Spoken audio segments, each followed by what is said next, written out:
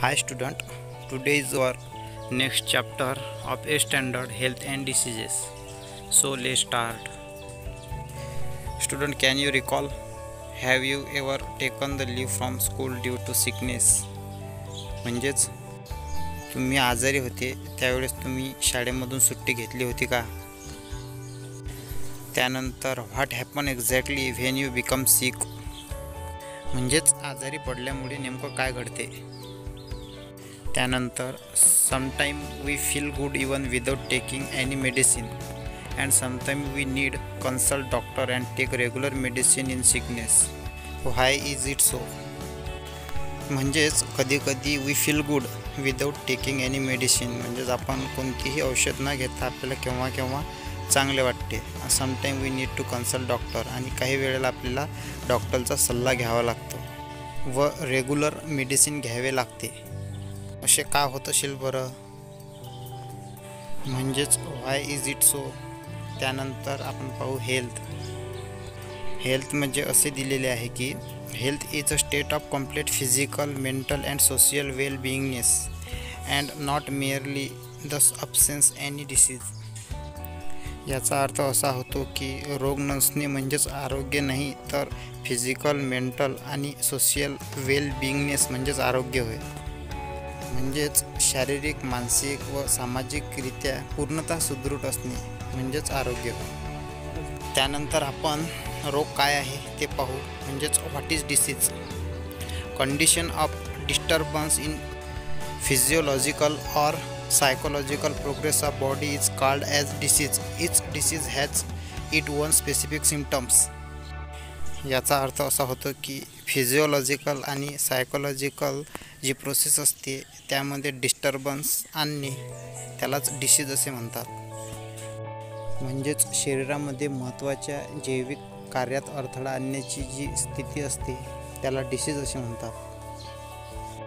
आणि प्रत्येक रोगाचे विशिष्ट सिम्पटम्स असतात. म्हणजेच each disease has it one specific symptoms.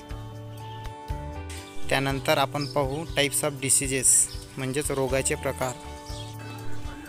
You must have heard the name of various disease like diabetes, common cold, asthma, Down syndrome, heart disease etc. म्हणजेच आपण विविध रोगाचे नाव ऐकलेले आहेत, ते म्हणजेच diabetes, common cold, asthma, Down syndrome, heart disease etc. Reasons and symptoms of all this disease are different. आणि जे आपण रोग पाहिलेले आहेत diabetes, common cold, asthma, Down syndrome आणि हार्ट डिसीज जे आहेत त्या प्रत्येक रोगाचे जे लक्षणे आहेत ते वेगवेगळे आहेत. म्हणजेच symptoms of all this disease are different. To bring coordination in scientific study of diseases are classified as follows. खाली दिलेल्या चार्टनुसार आपण टाईप्स ऑफ डिसीजेस पाहणार आहोत. त्यामध्ये दोन भाग आहेत, अकॉर्डिंग टू ड्युरेशन आणि according to reason. According to duration म्हणजेच काही जे रोग आहेत ते कालावधीनुसार होणारे आहेत, आणि त्यानंतर आहे अकॉर्डिंग टू रिझन म्हणजेच कारणामुळे होणारे काही रोग आहेत. अकॉर्डिंग टू ड्युरेशनमध्ये फर्स्ट आहे क्रॉनिक डिसीज. क्रॉनिक डिसीज हा दीर्घकाळापर्यंत शरीरामध्ये राहतो. हा जो क्रॉनिक डिसीज आहे हा खूप वर्षापर्यंत मानवी शरीरामध्ये राहू शकतो. त्यानंतर आहे अक्यूट डिसीज. ॲक्यूट डिसीजचा अतिशय शॉर्ट टाईम असतो, म्हणजेच काही दिवस असतात किंवा काही तासापर्यंतसुद्धा राहू शकतो. आणि टाईप्स ऑफ डिसीजमध्ये दुसऱ्या भागामध्ये आहे अकॉर्डिंग टू रिझन, म्हणजेच कारणामुळे होणारे रोग. म्हणजेच जे काही रोग आहेत ते अकॉर्डिंग टू रिझन होतात, म्हणजे कारणामुळे होतात. त्यामध्ये अकॉर्डिंग टू रिझन हे दोन भागात आहे. त्यामध्ये प्रथम आहे hereditary disease x down syndrome, आणि दुसरं आहे अक्वायर्ड डिसीजेस. म्हणजेच हे हेरिडिटरी जे डिसीज आहेत ते अनुवांशिक डिसीज आहेत, म्हणजे आपल्या पॅरेंट्सकडून ते मुलांना होतात असे, म्हणजे ते चालूच राहते, म्हणजे ते जे आहेत ते अनुवांशिक आहेत. त्याचं एक्झाम्पल आहे डाऊन सिंड्रोम. त्यानंतर आहे अक्वायर्ड डिसीजेस. अक्वायर्ड डिसीजेस हे अजून दोन भागामध्ये डिवायडेड आहे. त्यामध्ये इन्फेक्शियस डिसीजेस आणि दुसरा पार्ट आहे नॉन इन्फेक्शियस डिसीजेस. यामध्ये इन्फेक्शियस डिसीजेस म्हणजेच त्याचं खाली उदाहरण दिलेले आहे कॉमन कोल्ड, फ्ल्यू, डेंग्यू हे जे दिलेले जे रोग आहेत हे संसर्गजन्य रोग आहेत, म्हणजेच एकापासून दुसऱ्याला होतात. म्हणजे याचा प्रसार अतिशय तीव्र गतीने म्हणजे फास्ट होतो. आणि त्यातील दुसरा टाईप्स आहे नॉन इन्फेक्शियस डिसीजेस. त्याचे उदाहरण आहे खाली डायबिटीज, हार्ट डिसीज. हे जे खाली दिलेले जे दोन्ही उदाहरणं आहेत हे असंसर्गजन्य रोगामध्ये येतात, म्हणजेच ते एकापासून दुसऱ्याला होत नाहीत किंवा हे फैलत नाही. हे विद्यार्थ्यांना सांगण्यासाठी आहे how do the following diseases spread. त्यामध्ये आहे hepatitis, malaria, scabies, TB, dengue, dysentery, ringworm, swine flu. म्हणजेच हे जे खाली दिलेले जे रोग आहेत याचा प्रसार कसा होतो, म्हणजे कोणत्या माध्यमाद्वारे होतो हे विद्यार्थ्यांना सांगायचे आहे. त्यानंतर आहे what do we mean by pathogen. म्हणजेच पॅथोजन म्हणजे काय, म्हणजे व्हॉट इज पॅथोजन. पॅथोजनचा अर्थ होतो रोगजंतू. त्यानंतर आहे what do we mean by infectious disease. म्हणजेच इन्फेक्शियस डिसीजचा अर्थ काय आहे, म्हणजे संसर्गजन्य रोगांचा अर्थ काय आहे हे विद्यार्थ्यांना सांगायचं आहे. त्यानंतर आकृती 2.2 पहा इन्फेक्शन थ्रू स्पिटम. म्हणजेच हे जे इन्फेक्शियस जे डिसीज आहेत ते थुंकीद्वारे, तसेच स्निझिंग, त्यानंतर स्पिटिंग यामुळे, खोकल्यामुळे हे फैलतात. म्हणजे एकापासून दुसऱ्याला त्याचं इन्फेक्शन होऊ शकते. म्हणजे हे फास्टली कॉन्टॅमिनेट होतात.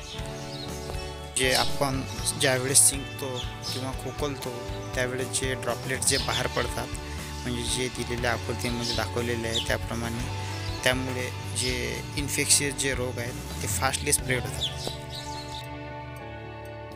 आपण आता सर्वप्रथम पाहणार आहोत infectious disease. Diseases spread through contaminated air, water, food or vectors. Insect and other animals are called as infectious disease. म्हणजेच असे रोग की ते कॉन्टॅमिनेटेड एअर, वॉटर, फूड आणि vector, insect and other animals जे आहेत याच्याद्वारे जे फैलणारे आहेत त्याला इन्फेक्शियस डिसीज असे म्हणतात. कॉन्टॅमिनेटेड एअर म्हणजे खराब हवा, तसेच पाणी, फूड आणि जे व्हेक्टर्स असतात, इन्सेक्ट्स आणि ॲनिमल, यांच्यामुळे हे जे इन्फेक्शियस डिसीज आहेत हे खूप मोठ्या प्रमाणात फैलतात. खालील जो चार्ट आहे त्याच्यामध्ये name of disease, pathogen, mode of infection, symptoms, prevention and treatment हे दिलेले आहेत.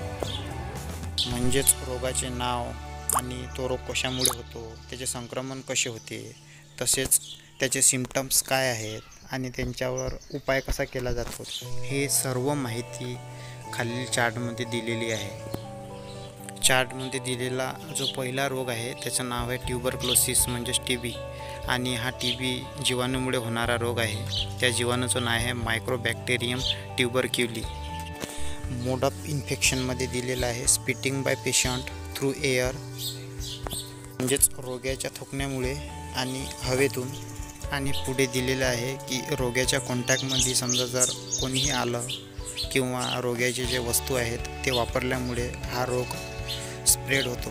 त्यानंतर त्याचे काही सिम्पटम्स आहेत, म्हणजेच लक्षणं आहेत क्रॉनिक कॉफ, ब्लडी स्पिटिंग, इमॅसिएशन, डिफिकल्ट ब्रिदिंग हे या रोगाचे लक्षणे आहेत.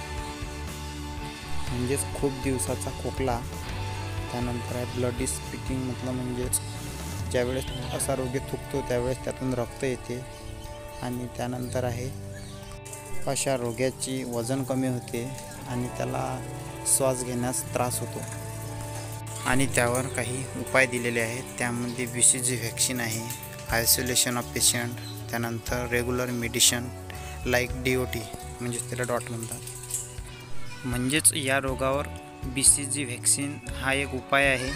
आणि त्यानंतर त्या पेशंटला आयसोलेशनमध्ये ठेवतात, म्हणजेच एकट्यात ठेवतात आणि त्याला डेली जे औषध आहे ती दिली जाते.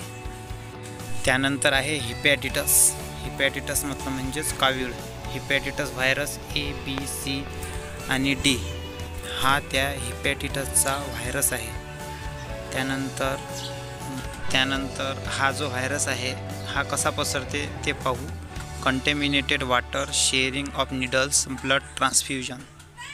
हा रोग गंद्या पाण्यामुळे, तसेच रुग्णांसाठी जे वापरलेल्या सुई आहेत त्याच्यामुळे आणि ब्लड ट्रान्सफ्युजनमुळे सुद्धा हा रोग पसरतो.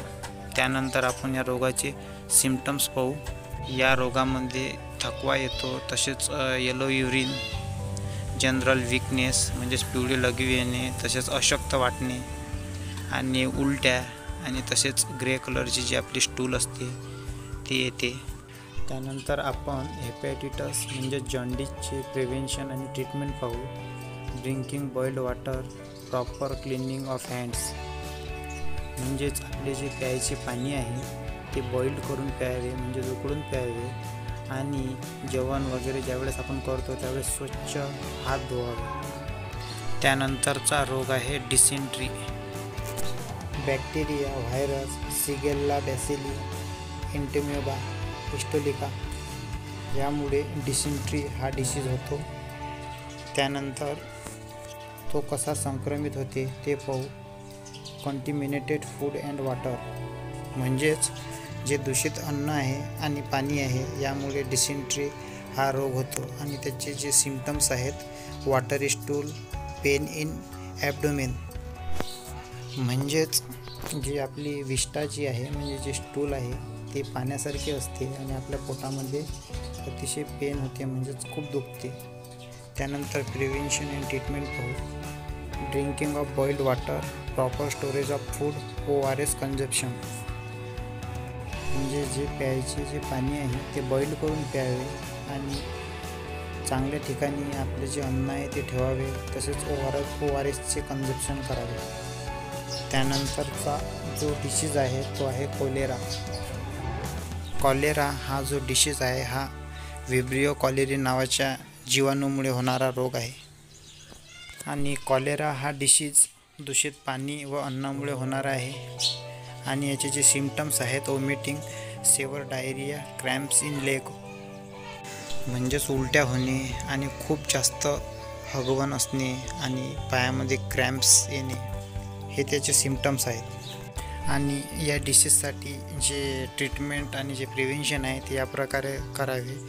फॉलोविंग हायजेनिक प्रॅक्टिसेस, मतलब म्हणजे स्वच्छ राहावे. अवॉइडिंग ओपन प्लेस फूड, त्यानंतर उघड्यावरील अन्न खाऊ नये. आणि त्यानंतर ड्रिंकिंग बॉइल्ड वॉटर, म्हणजे जे उकळलेलं पाणी आहे ते प्यावे. आणि जे कॉलेराची जी लस आहे ते घ्यावी. त्यानंतरचा डिसीज आहे टायफॉईड. सर्वप्रथम हे ध्यानात असू द्यावे की हा जो टायफॉईड आहे हा बॅक्टेरियामुळे होणारा रोग आहे आणि त्या बॅक्टेरियाचे नाव आहे सॅल्मोनेला टायफी. आणि या डिसीजचे जे संक्रमण होते ते कॉन्टिमिनेटेड फूड अँड वॉटर, म्हणजेच गंध अन्न आणि पाण्यापासून होतो. आणि या डिसीजचे काही सिम्पटम्स आहेत ते आहेत anorexia, headache, rash on abdomen, dysentery, fever up 104 Fahrenheit, म्हणजेच कमी भूक लागणे, तसेच डोके दुखणे आणि रॅश ऑन ॲब्डोमेन, तसेच हगवण व 104 फॅरेनहाइटपर्यंत ताप जाणे. त्यानंतर त्याच्यावर काही प्रिव्हेन्शन आणि ट्रीटमेंट आहे, ते म्हणजेच drinking clean water, vaccination, proper disposal of sewage, म्हणजेच स्वच्छ पाणी प्यावे. त्यानंतर व्हॅक्सिनेशन करावी आणि वापराचे जे पाणी आहे त्याचा योग्य विल्हेवाट लावावा. त्यानंतर पहा कंप्लीट द टेबल. हे विद्यार्थ्यांना करायची ॲक्टिव्हिटी आहे. Prepare a similar table of information about virus diseases like enteritis, malaria, plague, म्हणजेच हे जे रोग आहेत इंटरायटिस, मलेरिया, प्लेग आणि एड्स याची माहिती काढून जो वरील टेबल आहे त्यासारखाच एक टेबल विद्यार्थ्यांनी बनवायचा आहे. त्यानंतर ऑब्झर्व अँड डिस्कस, जे खालील चित्रामध्ये जे दिलेलं आहे ते पहा आणि त्यापासून कोणकोणते रोग पसरू शकतात हे डिस्कस करा. Internet my friend. First, search the reason, symptoms and the other information about chickenpox. म्हणजेच चिकन पॉक्स हा जो रोग आहे त्याचे कारणं, त्याचे सिम्पटम्स आणि त्या रोगाविषयी माहिती हे इंटरनेटवर सर्च करा. त्यानंतर second, collect additional information. A pulse polio drive WHO. त्यानंतर पहा, where do you see the water log material shown in picture. म्हणजे चित्रामध्ये ज्या दाखवलेल्या वस्तू आहेत की ज्यामध्ये पावसाळ्याचं पाणी व इतर पाणी आणि गंद पाणी जमा होते, ते तुम्हाला कुठं दिसते का ते पहा. त्यानंतर which hazards do you anticipate with help of picture. आणि या चित्रावरून तुम्हाला कोणती धोक्याची सूचना येते हे सांगा. Student, thanks for watching this video. If you like this, please share your friends and subscribe your channel.